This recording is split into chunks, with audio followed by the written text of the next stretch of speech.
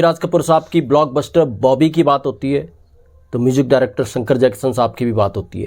खासकर शंकर साहब की बात, क्यों राज कपूर साहब ने शंकर को बॉबी में नहीं लिया, लक्ष्मीकांत प्यारेलाल को लिया।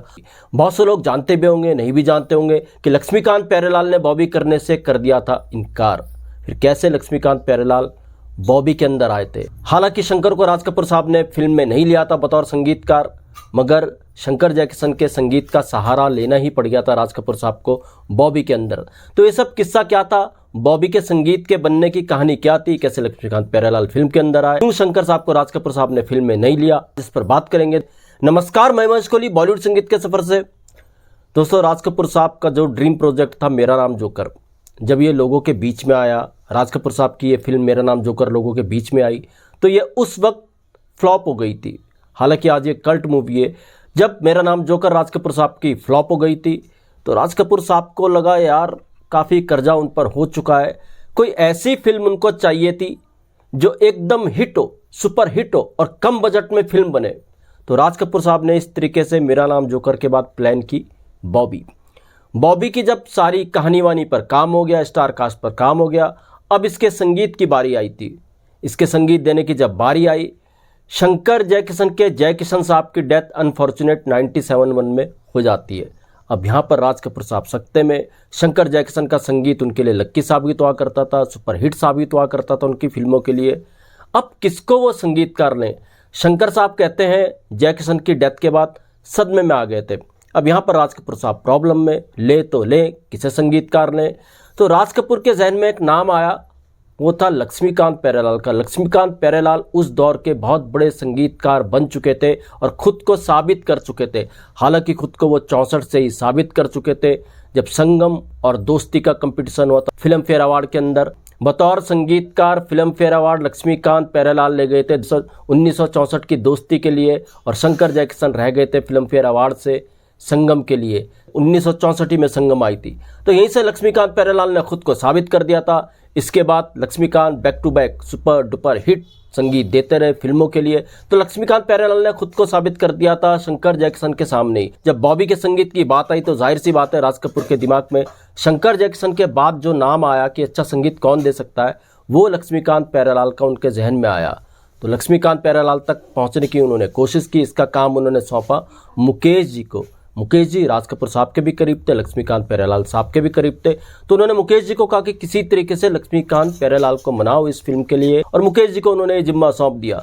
कहते हैं जब मुकेश जी लक्ष्मीकांत जी से मिले तो उस दिन प्यारेलाल जी उनके साथ नहीं थे। तो लक्ष्मीकांत जी से जब मुकेश जी ने बात की तो लक्ष्मीकांत जी ने कह दिया वो अकेले डिसीजन नहीं ले सकते, प्यारेलाल जी उनके साथ नहीं है, जब प्यारेलाल जी होंगे तब सोचा जाएगा। बकौल प्यारेलाल साहब ने एक इंटरव्यू में कहा था कि मुकेश जी जब उनसे मिले थे तो वो पिया का घर जो 1972 में आई थी, पिया का घर में भी लक्ष्मीकांत प्यारेलाल का संगीत था। तो प्यारेलाल जी का कहना था जब मुकेश जी बॉबी के लिए उनसे मिलने आए थे तो पिया के घर के प्रीमियर में बिजी थे, पिया का घर का प्रीमियर देख रहे थे। मुकेश जी वहीं थिएटर में पहुंचे, उन्होंने प्यारेलाल से बात की। प्यारेलाल को कहानी पहले से सब कुछ पता चल चुकी थी। तो प्यारेलाल ने भी मुकेश जी को एक ही जवाब दिया कि वो बॉबी कैसे कर सकते हैं, अभी वो सोचेंगे। तो यहाँ पर मुकेश जी ने प्यारेलाल जी को एक बात कही कि देखिए अगर बॉबी आप लोग नहीं करेंगे, कोई ना कोई तो इस फिल्म को करेगा ही, बेहतर है कि आप बॉबी का संगीत दो, आपके लिए फायदेमंद रहेगा। तो खैर यहाँ से प्यारेलाल साहब के दिमाग में भी बात आई कि उनको बॉबी करनी चाहिए शायद। फिर उन्होंने लक्ष्मीकांत से बैठ करके सलाह की, किसी तरीके से दोनों राजी हुए बॉबी का संगीत देने के लिए, मगर अड़चने फिर भी कम नहीं थी। लक्ष्मीकांत प्यारेलाल फिर भी संशय में थे कैसे बॉबी वो करेंगे। तो इस मुश्किल को आसान करने के लिए उन्होंने पहले कहते हैं शंकर साहब से मुलाकात की, क्योंकि शंकर जैक्सन को लक्ष्मीकांत प्यारेलाल बहुत मानते थे। उन्होंने शंकर साहब को बताया कि राज कपूर साहब उनके साथ बॉबी करना चाहते हैं। शंकर साहब ने यहीं से इजाज़त दे दी। फिर उन्होंने लता जी से बात की, और लता जी से बात करने का मकसद ये भी था लक्ष्मीकांत प्यारेलाल का कि लता जी और राज कपूर साहब की भी कहीं ना कहीं अनबन थी, मतभेद था। राज कपूर साहब के लिए लता जी ने इससे पहले मेरा नाम जोकर में भी नहीं गाया, और राज कपूर साहब की एक और बैनर की फिल्म थी कल आज और कल, इसमें भी लता जी ने नहीं गाया। लक्ष्मीकांत प्यारेलाल यहाँ भी मुश्किल में थे, संशय में थे कि लता जी अगर इसमें नहीं गाएंगी तो कैसे वो इस फिल्म का संगीत देंगे। उन्होंने लता जी से बात की, उन्हें बॉबी करनी चाहिए या नहीं करनी चाहिए। लता जी ने भी कहा कि उनको बॉबी ज़रूर करनी चाहिए। फिर लक्ष्मीकांत प्यारेलाल साहब जब राज कपूर साहब से मिले तो उन्होंने राज कपूर साहब को कह दिया कि ठीक है बॉबी वो करेंगे, मगर इसमें लता जी गाएंगी। अब यहाँ पर राज कपूर साहब खुश हो गए क्योंकि राज कपूर साहब एक और तीर चला रहे थे लक्ष्मीकांत प्यारेलाल को लेकर के। उनको पता था कि लक्ष्मीकांत प्यारेलाल अगर इस फिल्म के अंदर संगीत देने के लिए तैयार हो गए तो लता जी लक्ष्मीकांत प्यारेलाल के कारण इस फिल्म में गाना गा देंगी, प्लेबैक दे देंगी, क्योंकि राज कपूर साहब अब कोई रिस्क नहीं लेना चाहते थे। सबने सलाह दी थी, देखो आपकी फिल्म मेरा नाम जोकर में लता जी ने नहीं गाया, फ्लॉप हो गई। आपकी फिल्म कल और आजकल में लता जी ने नहीं गाया, फ्लॉप हो गई। तो राज कपूर साहब के दिमाग में बात बैठ गई थी, लता जी ने उनकी फिल्मों में नहीं गाया, जिन फिल्मों में नहीं गाया फ्लॉप हो गई। तो राज कपूर साहब भी लता जी के कारण कोई रिस्क नहीं लेना चाहते थे, इसलिए उन्होंने लक्ष्मीकांत प्यारेलाल को चुना। और बकौल प्यारेलाल जी ने एक इंटरव्यू में यह भी कहा था, बॉबी के लिए लक्ष्मीकांत प्यारेलाल तो चॉइस थे ही। 3 म्यूजिक डायरेक्टर को उन्होंने लिस्टेड किया था, राज कपूर साहब ने लिस्टेड किया था बॉबी के लिए। पहला नाम लक्ष्मीकांत प्यारेलाल ही का था, अगर लक्ष्मीकांत प्यारेलाल मना कर देते दूसरा नाम कल्याण जी आनंद जी का था, कल्याण जी आनंद जी भी मना कर देते तो तीसरा नाम आर.डी. बर्मन का था। चुना लक्ष्मीकांत प्यारेलाल को। तो इस तरीके से लक्ष्मीकांत प्यारेलाल बॉबी के अंदर आए, मगर बॉबी का संगीत देना उनके लिए एक चैलेंज था। अब बात करते हैं शंकर जयकिशन साहब की, खासकर शंकर साहब की। जयकिशन साहब की डेथ हो चुकी थी, शंकर साहब अकेले रह गए थे। राज कपूर साहब ने शंकर साहब को बहुत कारणों से नहीं लिया। एक कहानी तो ये भी कहती है राज कपूर साहब ने शंकर साहब को लेना भी चाहा, मगर शंकर साहब ने जयकिशन के कारण मना कर दिया। और दूसरी कहानी ये है जो काफ़ी सच के करीब लगती है कि शंकर साहब को इसलिए भी राज कपूर साहब ने बॉबी के लिए नहीं लिया बतौर संगीतकार, क्योंकि शंकर साहब की लता जी से अनबन थी, लता जी से मतभेद थे। राज कपूर साहब को लगा अगर शंकर साहब बॉबी का संगीत देंगे तो शायद लता जी उनके लिए नहीं गाए। तीसरी कहानी भी है कि राज कपूर साहब ने कहीं ये भी कह दिया था कि यार जयकिशन साहब तो रहे नहीं, शंकर साहब जयकिशन के बगैर काम कैसे करेंगे।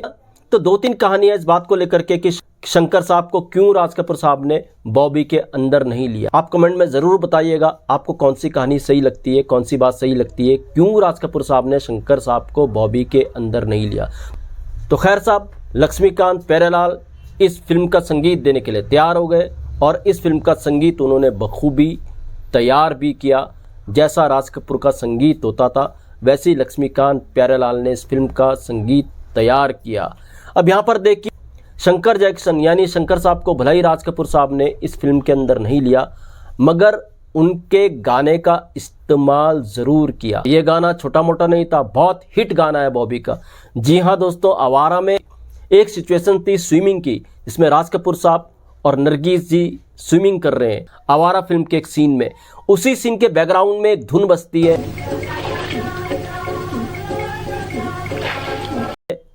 उस धुन को राज कपूर साहब ने बॉबी के अंदर इस्तेमाल किया और उस धुन पर जो गाना बना शंकर जैक्सन साहब की धुन थी, वो गाना था ना चाहो सोना चांदी।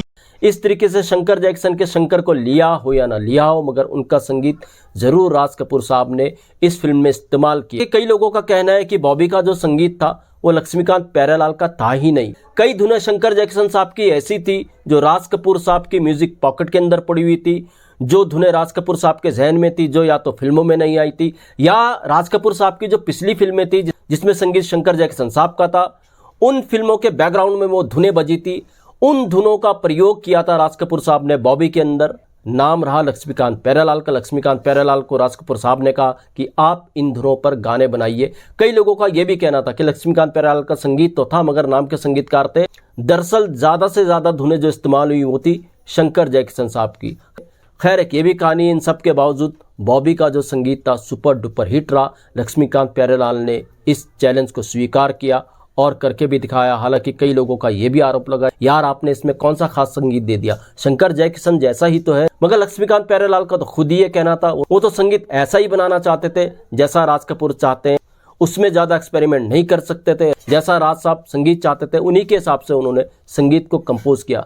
बॉबी के सारे गाने सुपर डुपर हिट रहे। एक बात और, राज कपूर साहब ने बॉबी के संगीत में कोई रिस्क भी नहीं लिया। उन्होंने जहां से कुछ अच्छा लगा वहीं से उठाया। इसमें एक गाना था, बहुत पॉपुलर ये गाना है, अखियों को रहने दे अखियों के आसपास।